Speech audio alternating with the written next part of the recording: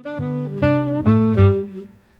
in the African horizon, a new dawn This is rising the with Confident One the sun. podcast, a brand new season of the GLF series named Greening the African Horizon, and have an amazing guest in the building. He's a climate and environment professional, and we're going to dive into a very thoughtful and spirited conversation with my guest, Arnold Kipchumba. Welcome to the Confident One podcast. Thank you so much. How do you feel being the first podcast? Oh, this is the first. No, this is your first time on a podcast. Oh, yes. This is my first experience. Okay. Quite scary, I believe. It should be easy. Let's see how that goes. All right. So the conference is about greening the African horizon. And so I want to dive into some of the themes about greening the African horizon. And one theme that's huge in the conference is about finance and partnerships. How can we build a network? Since you've done that, you've worked in organizations and government, and you know how to organize a network. How can we build a network so that we are able to facilitate this project about greening the African horizon? Yeah, thank you so much, and thank you so much for having me. So just looking at the numbers when it comes to restoration, it can be a bit scary. So for example, you have a country like Kenya. Currently, forest cover, tree cover is at 8.83, tree cover is at 12.13%. So these numbers are quite alarming in terms of, number one, the recommended minimum forest cover globally is 10%. So Kenya already is falling behind. Okay. And 2022, fast forward to 2022, President William Ruto gets into office and makes this huge commitment to green the country by planting 15 billion trees, which ideally translates to growing 15 billion trees. Amazing. So when you look at the numbers, quite scary in terms of how would you achieve that. But that's where partnerships and finance comes in, right? So, and partnerships is in terms of just looking at the entire policy, research, action interface, so that you just don't look at one angle, but you're able to look at the different aspects of what growing 15 billion trees would mean. So number one is, of course, research, ensuring that there's proper research of species, making sure that you plant the right species in the right environment. Very important, by the way. It's not just about planting trees, but the right species. The right species. So Okay. It's very, very important. So KEFRI has done an amazing research, and all this information is available in Jazamiti. And then having a very conducive policy environment and legislative and institutional framework that guides this work. So Kenya also, in our case, we have really robust policies and regulations when it comes to restoration, so which is very supportive and sort of provides a supportive environment. But I think at the end of the day, all you need to implement such a en masse commitment and greening is you need money. You need money. You need money. Okay. And so this is where conversations around finance, and now the conversation around finance has grown to a greater level to now we are thinking about innovative finance. That's where carbon finance comes in. So where you look at how do you incentivize the entire greening process to ensure that communities have the right incentives and they are motivated to actually participate in greening. And so this is where you have different elements of so we can talk carbon finance. We can talk about such initiatives like TerraFund that identifies local restoration champions in communities who are doing good work in restoration, and then providing them with the training. Being intentional. Being very intentional. Okay. And so then saying, look, you're doing this thing, but we want you to do it the right way. So ensuring that you provide them with the right skilling, and then providing them with more finance so that they can scale. And the whole idea about them scaling is so that then they can create more jobs and livelihoods. And have as many people playing a key role in that conversation. So partnerships and finance, there's no direct answer to it, but institutions need to work together. So that is government, private sector, research institutions, subnational entities in places where you have devolution like Kenya, civil society organizations, youth-based organizations, and now more than ever, because we are talking about sustainable development. Yes. It's for future generations. And those future generations are the young people. So 70% actually is young people. so that also provides an opportunity, right, to ensure that we provide the right skilling for young people so that they can play an active role in restoration. Absolutely. Yeah. And I'm thinking, how do we govern a just transition? Because, of course, I'm thinking if we want to transition that and from communities now and incorporating all these people and getting them on board, how do we govern a just transition in doing this? Yeah, so I think number one is involvement. Involvement, yeah. For me, is ensuring that all actors are involved. So, and this would be in policy, making in design and implementation. And you're very good in that. You've been designing policies Yes. and laws also. Yes, I have experience. I usually say that's my first job. Okay. Yeah. Okay. Having worked at the Council of Governors, we were supporting county governments after the promulgation of the new constitution. In 2010. In Okay. 2010. Okay. So fast forward 2013, the counties get into office. So around 2016 is when I started working for the Council of Governors. And Okay. there I was supporting county governments to develop policies and legislations relevant to devolved environment and natural resource functions. So environment functions that were devolved, and increasing the capacity, ensuring that counties had the capacity to take up these functions. But more importantly, one of these functions and responsibility that is devolved is forestry. Okay. And so even during that time, we developed what we were calling the transition implementation plans for devolved forest functions, which was ideally outlining the responsibility of national government and county governments when it comes to Climate action. and conservation Okay. and management of forestry. So I think for me, just transition. Number one, involvement. Okay. Two is ensuring that the communities have the information.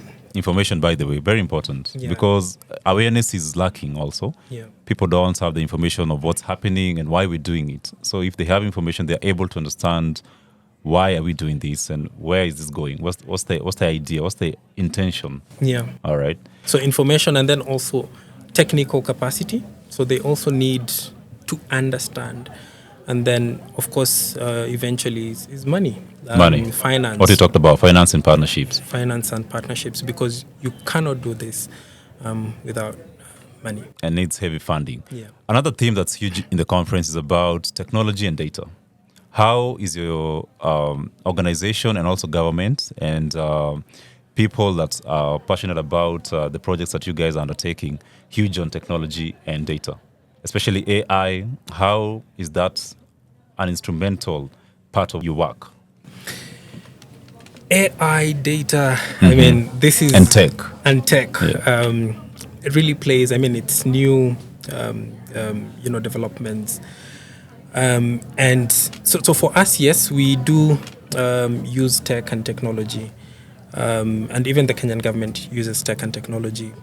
Good example is Jazamiti app. I don't know if you've interacted with it. I have. Yeah. Which ideally just tries to monitor and verify the trees that are grown across the country. Yes. But for In Mama Doing Good and the work that we are doing, so we are designing a community-led agroforestry carbon project that seeks to engage communities to practice agroforestry, but at the same time earn carbon revenues out of it. And so part of the work that we are doing in the design of this work that we're intending to do, of course, I hope in a few months, is we are using technology to monitor the interventions. To keep tabs. Yeah, to keep tabs. Okay. So the agroforestry interventions that we'll be doing in the farms of the smallholder farmers at grassroots level. And then also conversations are going forward to how can you use AI to sort of protect forests. So using technology, it's called social fencing. So trying to use technology and also social fencing where you're able to use technology to protect forests, but also monitor. Okay. Or track when encroachment to forests happen. So I mean, it's still new. How's the response? How is it going so far? Since it's a new maybe thing. So it's a learning curve. Yeah. Okay. For most of us, a good learning curve, I believe, because it sort of makes scale easy. Right? Simplifies. It simplifies and then supports. It's really heavy on monitoring and verification. Okay. So you're able to monitor any intervention, be it in forests, be it in varied ecosystems, farmlands. Technology provides the right tools, and you can use remote sensing, for example, to monitor, for example, biomass that has been sequestered. So I think it's a place that has not been fully utilized locally, I believe. It's very untapped. It's very untapped, but I believe if we become intentional and provide the right skilling and raise awareness too. Too, provide opportunities to young people also to participate in conservation and using technology and AI to support in that work. Then, and probably even introducing part of that curriculum. In schools, by the way, at an early age, and kids can learn. Absolutely amazing. I think that's a very confident remark and sentiment. I want to dive into Mama Doing Good projects. Can you maybe expound more on the projects that you guys are undertaking and what maybe we can highlight and also raise more awareness? Okay.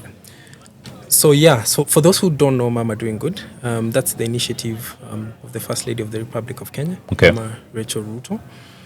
And we have a number of programs and projects that we are implementing. So number one is on table banking under the Joyful Women organization, where we engage women to borrow from themselves. But I think for purposes also and significance to the Global Landscape Forum is we have an Environment and Climate Change Directorate, which I'm fortunate enough to lead. And we have two programs that we are implementing in environment and climate action. And I talked about this earlier, of course, in 2022, when the president got into office and made this huge commitment of growing 15 billion trees. So in Mama Doing Good also, we've made a commitment to grow 500 million trees. Okay. How's that going? Challenging, I must say. Yeah. Any project that's impactful must be challenging, yeah? Challenging and also rewarding. Okay. There has been a lot of lessons that we've learned in the first 2 years, but we've gotten better at it. But I think what we've learned is that communities are really keen in protecting the environments and the ecosystems that they live in. And so with that conviction, with the programming of programs that we've been having and implementing for the past 2 years, it's been very comforting to know that the real ambassadors, the real action is actually communities and grassroots at local level. And so for the work that that's the backbone. The backbone, okay. Right? Okay. And so our focus, even with the 500 million trees, is largely looking at empowering women and young people.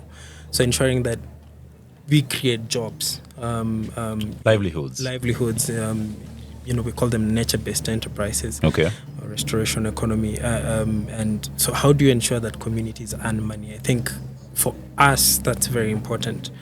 That we are not only greening the country, but also you're creating livelihoods and alternatives, and to earn money. Yeah. So many young people watching you right now and listening, of course, millions and thousands of them, they're wondering how can they get involved with your project, the Mama Doing Good project. How can someone watching, a young person who's passionate about the environment, get involved? Yeah.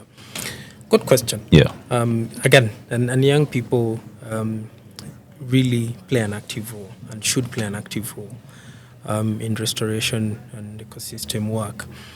What we did last year is last year and this year, is Okay.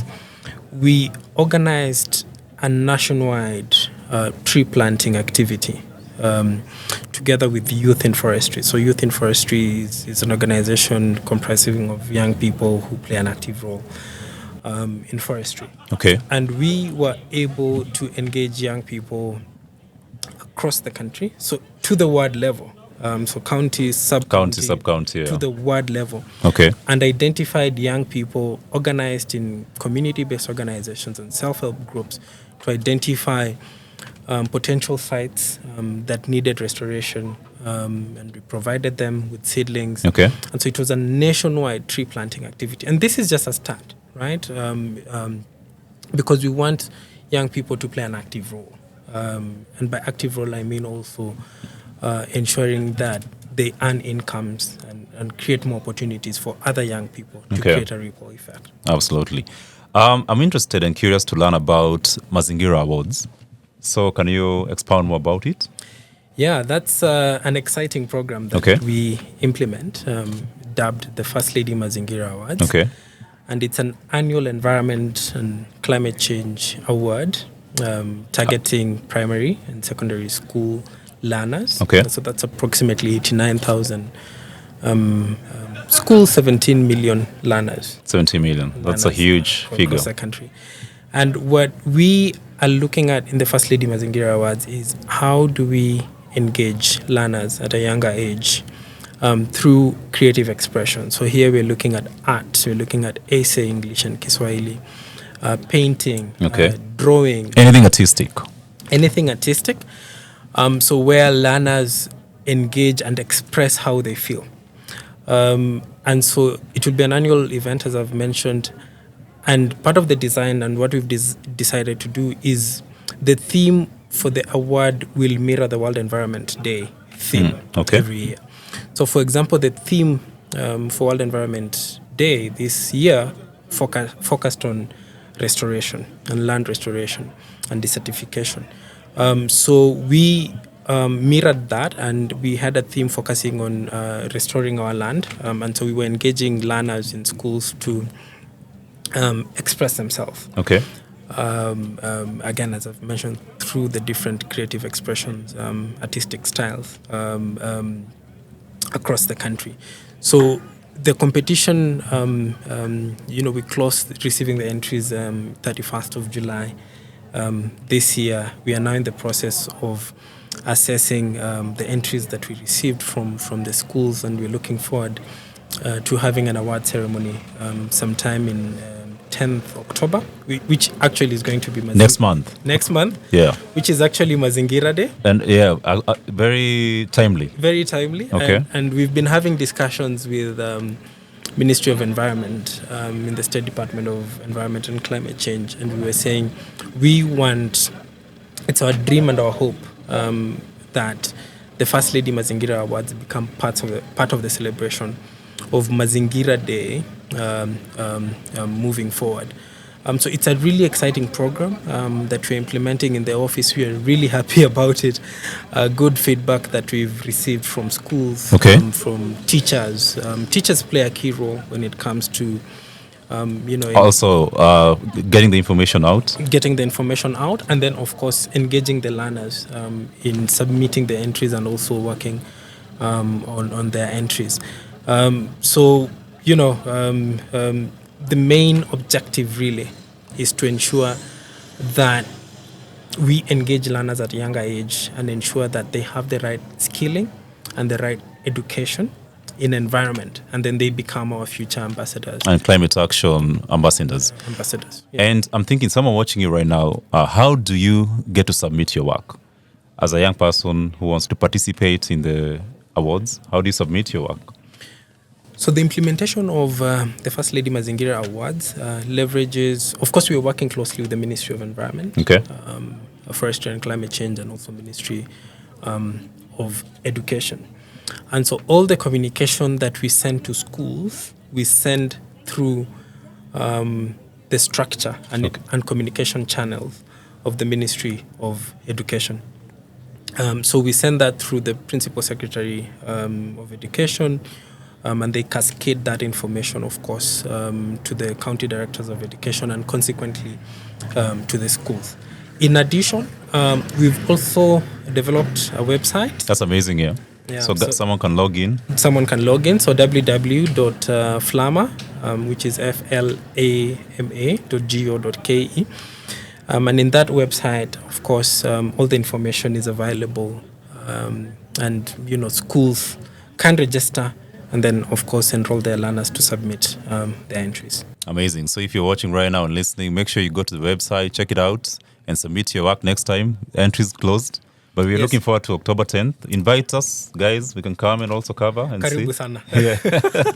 And also sana. get the message out and maybe have a broader perspective about what you guys are doing and also maybe involve many people. Yeah. So looking forward to October 10th. Yeah, karibu October sana. 10th is going to be the big day, and we'll be looking forward to that one. So, Arnold, I want to find out how has your work impacted the people around you? Not just your colleagues, but also maybe family, your community. How has your work impacted them? Yeah, I mean, so is it at personal level or professional level? Any level, just people around you. How has it Yeah. impacted people around you? Yeah, I mean, for me, first of all, it's an opportunity to serve in such an office, Okay. in such a time as this, and it's a privilege that I'm forever grateful to God and always grateful. But what this opportunity has done is it's given me a chance to empower other young people. Okay. Right? So in terms of, so people ask, how did you get there to work in Mama? The big question. Yeah, how did you get to work there? Yeah. And so it has turned me to a career expert, I believe. So in terms of what I believe in is I believe in getting the work done. I believe in ensuring that young people get the right skills, the right knowledge, and the right training for any opportunity. And so, and that's the same training. Of course, I was privileged enough. I got a scholarship. I Okay. went, studied in African Union, Pan-African University, and also partly in Center for Research and Development in Bonn University in Germany. Okay. But what I learned through that scholarship is that it's very important to have the right skilling, the right training, and the right attitude. And I think that's what got me here. And so in terms of what this opportunity has done to me, it's allowed me to share what I've learned. Okay. And what I learned and how I landed up here. Thanks. Amazing. Absolutely. And people watching and listening right now, they can also get inspired by you and also inspire hope more. so. I mean, absolutely. At the end of the day, it's inspiring confidence in humanity and also people around you in your community, and they get involved and also get on board and do the great work that you guys are also trying to achieve. I wanted to find out also, connected to your work and also your community building and all, how has that changed also the perspective about people conserving the environment? Has it, can you say there's a huge maybe difference between maybe the time you started and now? Do people now see the importance of conserving the environment and also maybe greening the environment? Has your work changed the perspective and perception about that? So yes, but just to go back, I think we are experiencing firsthand the ravaging impacts of climate change. And Kenya is not an exception. Everyone is affected. Yeah, 2022, Kenya experienced, I think, the worst drought that it ever had in 40 years. Yes, that was bad, yeah. Early this year, if you remember, we had The floods. We had the worst floods. And so that's evidence that the climate is changing. And so has our work impacted communities? I believe yes. But I think what the opportunity that this position and the work that we do has given us is to be able to communicate that in a way that is understandable to local communities. Breaking down the information to the ground level. Breaking down the information to Mama Mboga. Yes. Because when you say climate change, Mama Mboga doesn't It's ambiguous. understand. They don't understand. Yeah, They don't understand. So in terms of information sharing, yes. And then, of course, with the work that we're doing with the 500 million tree growing work to support the national commitment, is we have been able to share that information and the importance of greening. That it is not just about making our environment green, but there are also socioeconomic factors that come with Absolutely. it. Benefits, core benefits. Supporting farmers to practice agroforestry, consequently increasing their productivity of yield, improving soil health. So there are a lot of benefits for communities to participate in conservation efforts, but also playing an active role in addressing the impacts of climate change. Absolutely. We'll take a short break. We'll be back with Arnold Kipchumba with more thoughtful and insightful sentiments. From the plains to the sea, we plant the roots of harmony. In the soil of hope, we stand as one. This is the Confident One podcast. We're back with Arnold Kipchumba, and we're inspiring confidence in greening the African horizon. And we want to dive into your strategies, Arnold, in the First Lady Restoration Program. What are your strategies? How do you intend to achieve everything that you guys are set out to achieve? Yeah. So what we did in the office, and by the way, I like that, inspiring the greening horizon. Yeah, inspiring confidence in greening the African horizon. Inspiring confidence in I love that. All right, absolutely. So what we did is, so once we made the commitment to grow 500 million trees, we felt that it would be wise to develop a guiding document that would provide direction on how we are going to achieve the 500 million trees. Of course, even when you look at the national strategy, it has identified 13 intervention areas that they will focus on for the 15 billion, of course, agroforestry, rangelands, farmlands, forestry, and different ecosystems, including marine ecosystems. Okay. So for the 500 million plan to grow 500 million trees, is we convened several meetings, around 3 meetings with technical experts and stakeholders. To come up with a roadmap. We come up with a roadmap, including we were really supported by ECRAF, C4 ECRAF, with Dr. Minang, Kenya Forest Service, Carefree. And so we had this technical discussions 3 times to develop this working document. But to summarize, is that the First Lady's Landscape and Ecosystem Restoration Strategy identified 5 areas. We're calling them priority areas of interventions. Where the 500 million trees will go. So the first one is forest adoption. And you might be aware that the First Lady has adopted 200 hectares of Kakamega forest. Amazing. Okay. And what that means, ideally, is to work in tandem with Kenya Forest Service to restore a degraded part of Kakamega forest. So the 200 hectares in Shikusa that we are working is degraded. Has been actually 45% of African land is degraded. Yeah, as we speak right now. That's staggering. It's appalling. Numbers. Yeah, it's staggering numbers.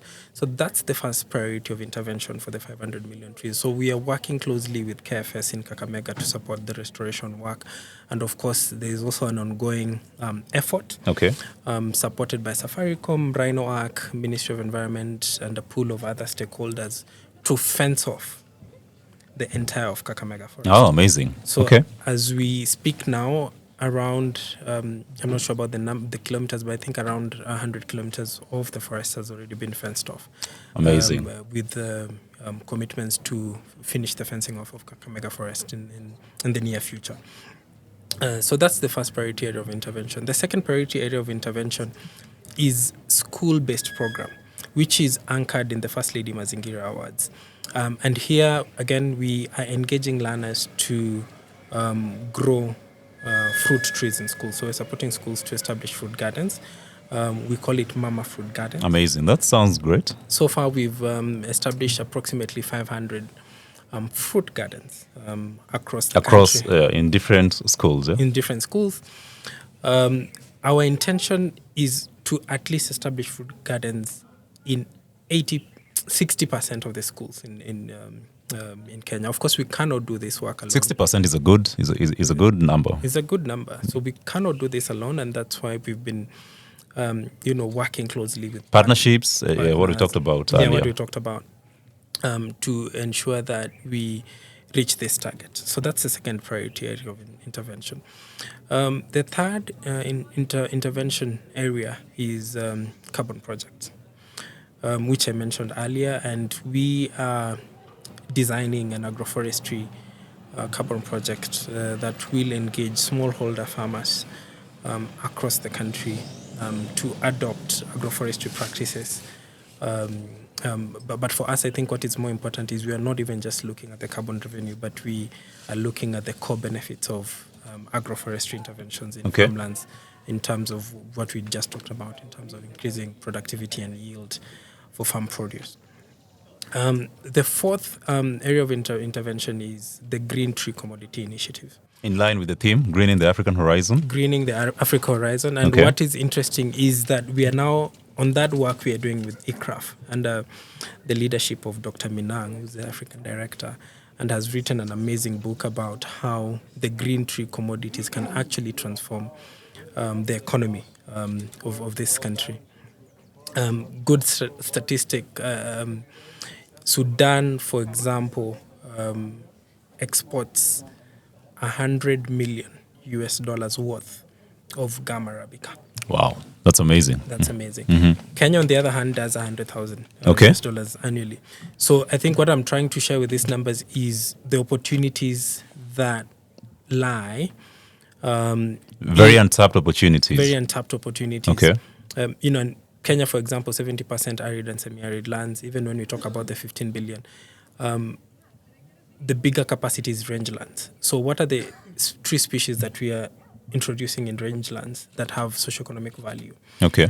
So in the office, we are supporting communities in the entire value chain of these tree commodities, 9 of them.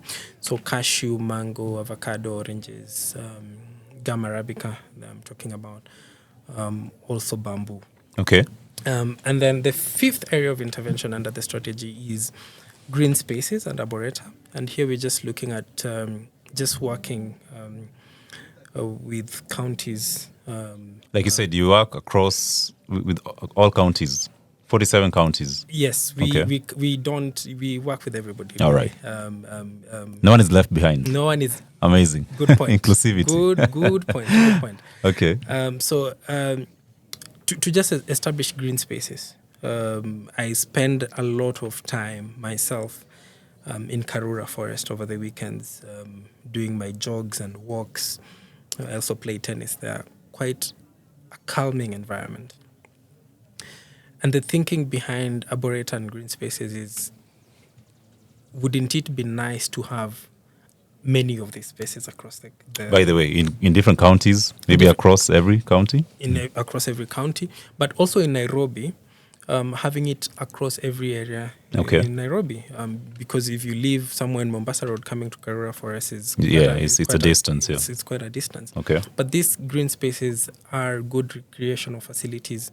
Some studies, even talks about how green spaces have a positive impact on your mental health. By the way, And even if you're having a bad day or you're depressed or stressed out, you take a walk or you jog, and you come back feeling better. Yeah, and even quality of life, right? Exactly. So that's what we are thinking. So we've already established one in Kitale, so with Kenya Seed Company. We've also been working closely with Lukenya University. So we're calling it a Mama Forest Park. Okay. So we've established an arboreta in Lukenya University. And at the moment, we are working closely with the Israeli embassy to establish what we're calling Zion Forest. And we are looking to establish it in Konza Technopolis. Okay. So they've given us the green light. Green light. And, okay. a space where we can be able to create an environment that once you are at the Technopolis, you can actually sit, relax, and enjoy the greenery. So those are the 5 areas of Amazing. intervention. And in line with the theme of greening the African horizon. I mean, Arnold, you've achieved greatness, but I feel you barely scratched the surface. So what do you want to achieve for yourself personally? Good question. I think I'm just starting, Okay. if you ask me. Trying to learn as much as possible now to ensure, what we were talking about, ensuring that I have the right skills, knowledge, training, exposure, attitude. Okay, confidence. Yeah. Good attitudes are very, very, very, they play a key role in the workforce.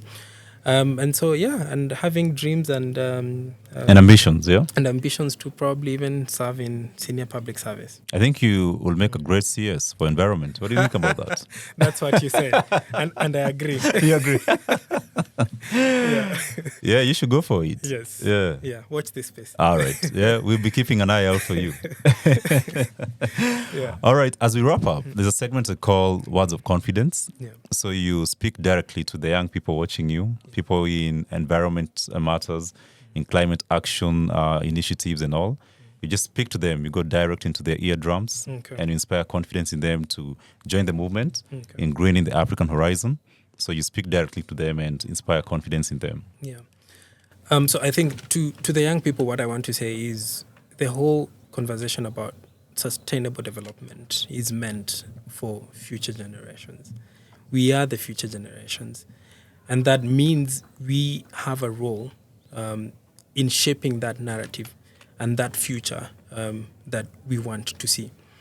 So just for me, just to encourage young people to develop positive attitude towards work. And one of the things that I think I personally say, and I even tell my siblings, they're Gen Zs, by the way. Okay. It's a Gen Z moment. Is that be so skilled, and I had Oprah Winfrey say this some time back, be so skilled, so flat out fantastic in whatever you do, and your talent will not be dismissed. Amazing. I can't even add more on that. Be confident, like what you do. Someone said, whatever it is that you do, make sure you love what you do. Yes. And you love waking up every day to do it. And do it good. And do it good. Yes. Absolutely. Thank you for your time, Arnold. Yes. Keep breaking the glass ceiling. Thank you. And inspiring confidence in humanity, in the environment. Because at the end of the day, we need the environment needs us, and we have to make it green, and we have to make Africa green. Thank you for your time. Thank you for coming. Hope to see you soon. See you on October 10th, yeah? See you on October 10th, and thank you so much for having me. Absolutely. Really You're welcome. Okay. This is the Confident One, Conshizzy podcast, and we have had an amazing conversation with Arnold Kipchumba. Make sure you subscribe to the channel, and also, how can we find you? On your socials? Yes, on my socials, LinkedIn. Arnold Kipchumba. You're not on social media? Instagram, X? Let's link up on LinkedIn. Make sure you find Arnold Kipchumba. Great conversation, and I hope you guys have learned a lot. And let's keep the movement going and greening the African horizon. Thank you so much for coming. Thank you. From the plains to the sea, we plant the roots of harmony. In the soil of hope, we stand as one, greening the African horizon.